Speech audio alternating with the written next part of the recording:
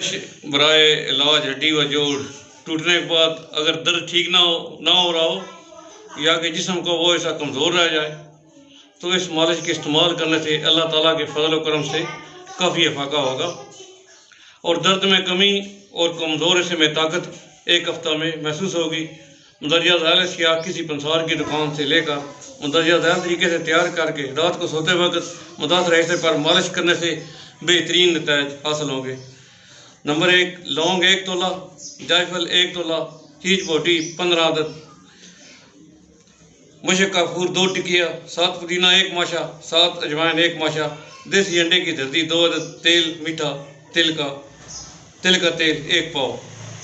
उसकी तरकीब मुंदरजा ज़ैल है 7 पुदीना, 7 अजवाइन और मुशक काफूर, ये तीनों चीज़ें अलग रखनी है और बाकी चीज़ों को मीठे तेल में डालकर आग पर चला दें। जब ये जल जाएं और इसके बाद आपने इस तरह करना है कि उसको उतार कर ठंडा होने के लिए रख दें।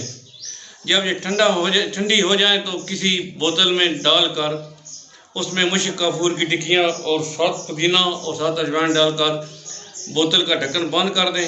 इसके बाद मुदरजा वाला तरकीब के मुताबिक इस्तेमाल करें। अल्लाह ताला के फजल व करम से अल्लाह ताला आपको बहुत ज़्यादा शिफा देगा।